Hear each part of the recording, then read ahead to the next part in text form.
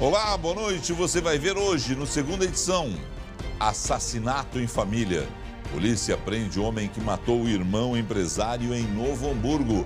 O motivo do crime ainda está sendo investigado. Violência no trânsito. Câmera de segurança grava momento que carro atropela ciclista no interior do estado. Justiça dá liminar impedindo o retorno de líderes de facções do crime aos presídios gaúchos. Futebol. A noite é de torcer pelo Grêmio contra o Libertad na Libertadores. O tricolor pode perder por até 1 gol de diferença. Débora de Oliveira comenta.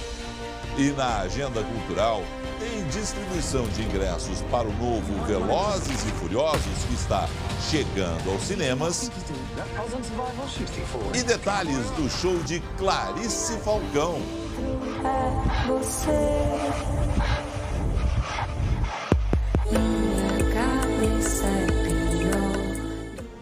O SBT Rio Grande, segunda edição, está no ar.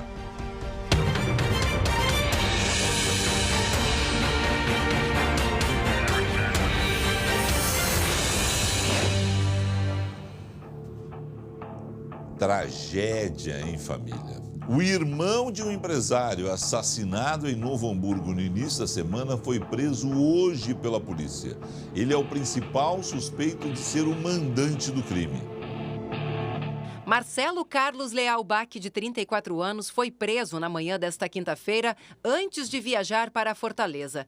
Na casa dele, a polícia apreendeu 2 pistolas registradas que vão passar por perícia. Marcelo é apontado como mandante da morte do próprio irmão, Everaldo Otto Leal Bach, de 45 anos. O empresário foi morto com 2 tiros na cabeça na tarde da última segunda-feira em uma área afastada de Novo Hamburgo. O crime aconteceu nesta rua sem saída, rodeada pelo mato, no bairro Alpes do Vale. Em depoimento, o suspeito disse que veio até aqui com o irmão para ver um terreno e que foi surpreendido com a chegada de um veículo branco. Atiradores teriam descido e executado o Everaldo. A versão do irmão não convenceu a polícia, que identificou várias contradições. Nessa versão dele, ele descreveu que o veículo usado pelos assassinos seria um HB20, tá? E nossa investigação conseguiu apurar que, na realidade, não era um HB20, sim uma caminhonete S10, que é bastante diferente. Chegamos, então, num funcionário do Marcelo, que tinha essa caminhonete S10, e a partir de então conseguimos descobrir que esse funcionário era ele que estava na caminhonete e ele que tinha envolvimento com o crime. O funcionário confessou ser o autor dos disparos e revelou que Marcelo planejou o crime.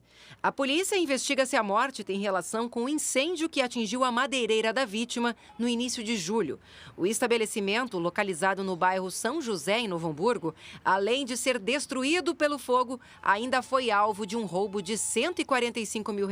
O que nos falta efetivamente é a motivação do crime, que pode mudar muita coisa, né? Inclusive a qualificação do crime de homicídio pré-qualificado, enfim. Que absurdo, né? Dentro da própria família, um bandido, né, que pode aí ter feito toda essa trama para matar o irmão, incêndio. Ainda tem muita coisa que vai ser descoberta nesse caso, a gente vai ficar bastante atento, não? Mas realmente é daqueles casos que deixa a gente sem esperança no futuro da humanidade quando se trata de um crime dentro da própria família. Um detento do Presídio Central de Porto Alegre usava a senha de um policial para ter acesso a informações sigilosas de órgãos de segurança do Estado. Lu, boa noite. Boa noite, Felipe. Boa noite para o pessoal de casa. Pois é o Kelvin William Merceburger Ferreira, de 22 anos.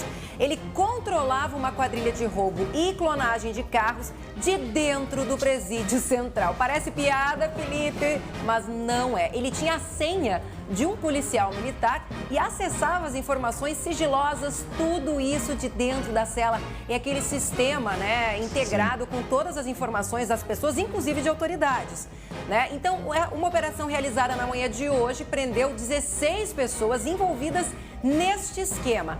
Mas, Felipe, entre os presos, agora pasme, não está o líder do esquema. Sabe por quê? Isso porque ele teve o direito à progressão de regime, que você sempre critica. Sim. Foi para prisão domiciliar e aí o que ele fez? Fugiu. Fugiu, pois é.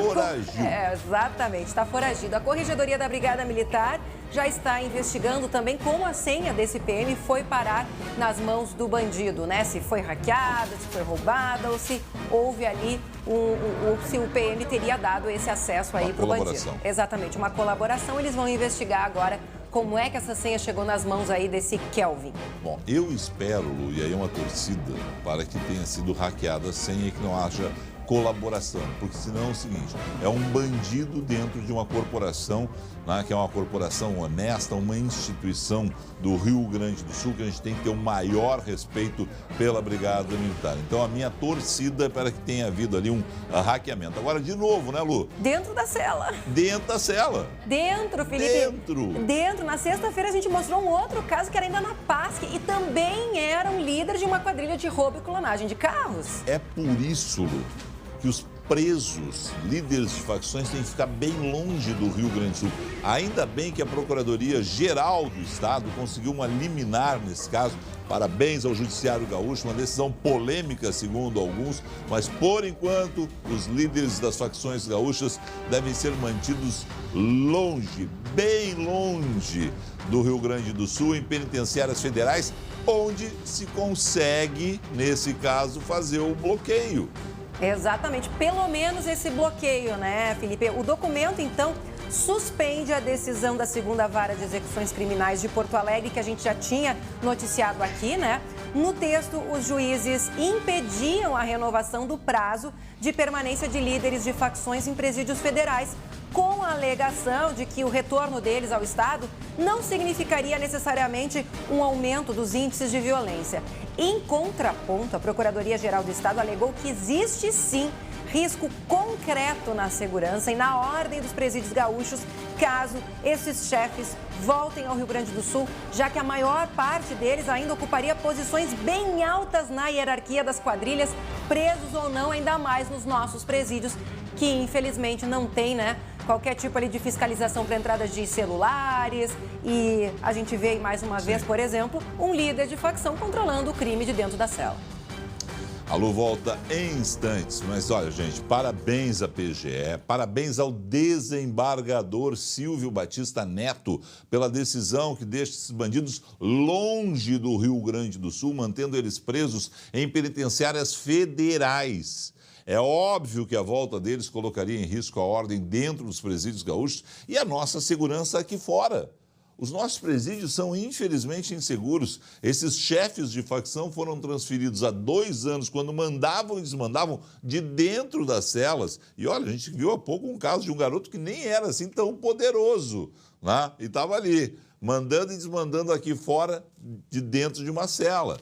Pois bem, esses líderes de facções criminosas, com muito poder no crime organizado do Rio Grande do Sul, têm que ser mantidos longe daqui. É só olhar as estatísticas e ver que houve uma redução dos índices de criminalidade depois que eles foram transferidos para os presídios federais. Para dar um exemplo, o número de homicídios, que tanto nos assusta, segue assustando no Rio Grande do Sul, caiu ao índice de 2011. Não tá bom, não estou dizendo isso, tá? Ninguém tem o direito de entender isso. Mas será bem pior se eles voltarem para o Rio Grande do Sul. Por isso, quanto mais longe eles forem mantidos, melhor. Descoberto um esquema de corrupção no Serviço de Água e Esgotos de São Leopoldo. Investigação do Ministério Público aponta que ex-funcionários teriam recebido propina para favorecer a contratação de empresas nos serviços de limpeza e segurança entre 2014 e 2016. O Ministério Público e a Brigada Militar fizeram buscas em 12 locais. Casas e empreendimentos de empresários e ex-funcionários do Serviço Municipal de Água e Esgoto de São Leopoldo. As fraudes em licitações aconteceram por cerca de 1 ano e meio entre 2014 e 2016. O valor do serviço era super elevado para o serviço que era prestado. Por exemplo, a gente tem um caso de uma empresa que prestava serviços de instalações com um contrato superior a R$1 milhão, e essa empresa realmente tinha um funcionário, que é o genro de um dos diretores, e esse funcionário prestava serviços de elétrica na unidade do SEMAI, arrumando lâmpadas, consertando fios, pintando algumas situações pontuais lá dentro, recebendo uma cerca de R$80, R$90 mil por mês. Segundo os investigadores, 3 ex-funcionários do SEMAI favoreceram a contratação de empresas para a realização de serviços de limpeza, zeladoria e segurança em troca de propina. Um deles recebeu mais de R$500 mil. Neste caso, é o ex-diretor financeiro que contratava a empresa do genro. Os demais investigados eram diretores gerais. Todos tinham cargo de confiança e recebiam uma espécie de comissão. Quando o SEMAI efetuava o pagamento para essas empresas imediatamente recebiam os valores e já repassavam a parte da propina, direta ou indiretamente. O dinheiro era transferido para contas de outras pessoas, os chamados laranjas, que depois passavam para os diretores. Nenhum suspeito foi preso, mas o MP deve denunciar todos por corrupção passiva e ativa, organização criminosa e lavagem de dinheiro. Só há corruptos porque existem corruptores. Tem que ir todo mundo para a cadeia e o dinheiro público tem que ser devolvido, porque, afinal de contas, é uma empresa pública que pertence, nesse caso, alguém pode dizer assim, ao município de São Leopoldo, pertence a todos nós, né?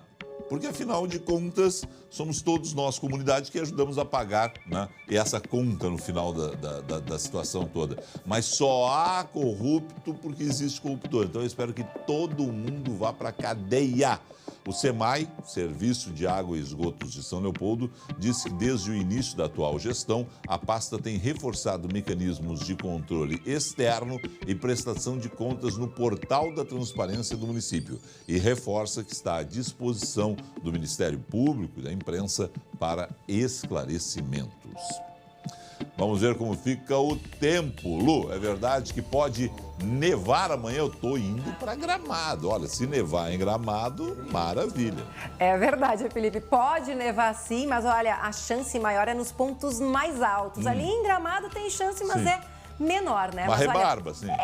Vai que, né? Vamos ver se São Pedro não manda uma nevezinha ali para amanhã no Vivo do Segunda Edição. Mas olha, antes tem que ter atenção porque pode chover e forte aí nas próximas horas. De olho então no mapa. Sexta-feira, ela começa agora na madrugada ainda com chuva, com riscos de temporais isolados. Depois da chuva, vem o frio. A sexta-feira começa com sol ali na fronteira oeste, na Campanha, no sul, e vai ser gelada. Na região nordeste e norte, a chuva continua e é por isso, Felipe, que nos campos de cima da serra pode nevar entre a tarde e a noite. Na região ali de Gramado, a chance então é menor.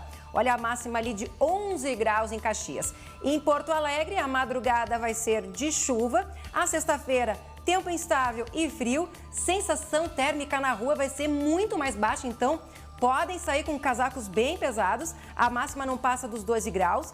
Fim de semana de sol, frio rigoroso. No domingo, mínima de 1 grau. E esse frio continua até amanhã de segunda-feira. Depois, volta a esquentar.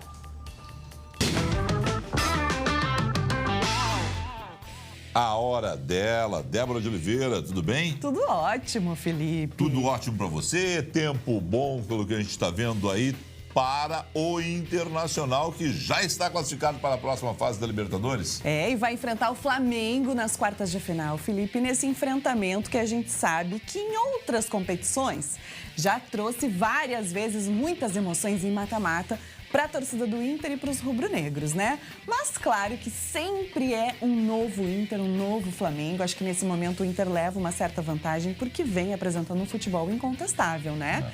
A gente viu ontem uma vitória importante com o Moledo, com o Guerreiro sendo decisivos, né, nos 2-0, mas principalmente outros jogadores sendo fatores decisivos. Time jogando bem, né? O time como um todo jogando bem. Me diz o seguinte, sem Dourado já há algum tempo e agora sem Lindoso.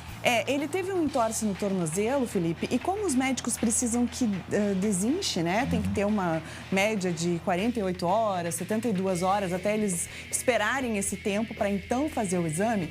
Contra o Fluminense no fim de semana, é certo que ele não joga. E agora a preocupação maior é para a Copa do Brasil, porque semana que vem já tem o Cruzeiro, né? Agosto é um mês de muitas decisões para o Internacional e essa é a principal preocupação. O Inter viaja com todo o elenco para o Rio de Janeiro e vai utilizar o time reserva contra o Flu no sábado. Daí, depois de lá, já segue para Belo Horizonte com todos os titulares para entrar em campo quarto. E daqui a pouquinho, lá em Assunção, Grêmio em campo para confirmar também a passagem para a próxima fase da Libertadores. Antes de eu falar do Grêmio, quero te contar uma coisa. Ontem eu te vi lá no Beira-Rio, tá? E eu te achei muito centrado na zona mista lá. Tu te viu na zona mista lá? Eu vi na zona mista. Tu achou que eu estava como técnico? Vocês estão sacanagem. Mostra a imagem, Mostra a imagem do Álvaro Gutierrez. Olha ali, ó. Quer ver, ó? Aí eu faço assim, ó. Olha. E ele se transforma em Tio Felipe. É só que ele tem o cabelo um pouquinho mais grisalho, entendeu? Mas lembra, né? Eu queria também bater umas conversas com ele, assim. Tu acha que eu tenho condições de ser técnico, não? Mais ou menos. Às vezes as tuas ideias são meio furadas, assim, com relação ao futebol. As ideias do Renato. O Grêmio tá entrando em campo daqui a pouco. Ó, jogo do Facebook, Felipe, 9h30 da noite. Eu sei que o torcedor fica um pouco confuso quando a transmissão é pelo Face, é o Facebook oficial da Conmebol. O Grêmio também vai compartilhar, né? Sim. Então, para o torcedor ficar mais fácil de encontrar pela página oficial do clube. Renato, que só tem um problema, que é na zaga. Jeromel, que foi expulso, não joga. David Braz será o titular. Como ele fez gol na Arena, eu acho que não é problema, né? Talvez esteja ali uma solução. O Grêmio pode até perder por um gol de diferença. Vem aí. E segue adiante e enfrenta o Palmeiras. Vem aí, Grêmio e Palmeiras. Tchau. Será? Eu? Certeza. Eu nem fiz ele dançar hoje que o Guerreiro fez gol, mas tudo bem. Não dá tempo. Mas tem aquela sacanagem do técnico, vou te dizer, vai. Eu falo pra Rede H Farma de farmácias que cuida com o coração.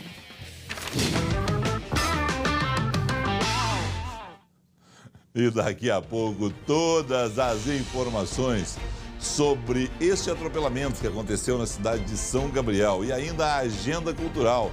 Se você é fã de Velozes e Furiosos, fique esperto. A gente tem ingressos para quem quiser ir ao cinema de graça. Em instantes.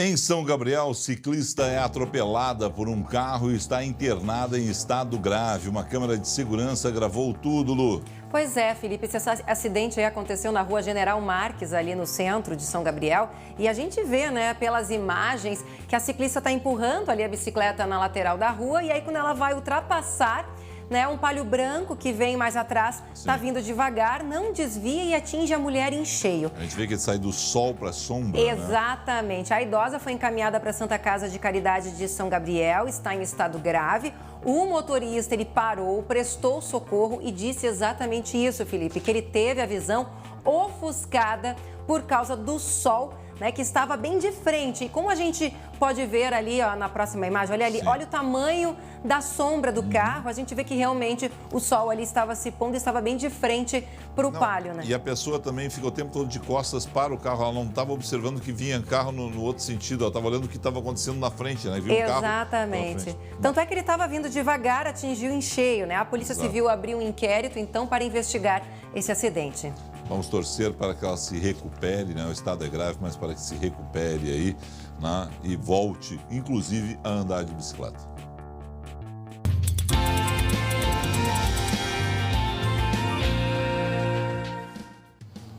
A hora da nossa agenda cultural tem presentes e dicas com entrada franca, Lu. Exatamente, tem dica, ó, grátis, free. Então a gente vai começar aí com música clássica, porque a orquestra da Ubra interpreta Bach, Vivaldi e Handel com entrada franca agora no domingo, às 7 da noite, na Associação Leopoldina Juvenil aqui em Porto Alegre. Baita dica aí pro domingo à noite, ó, de graça.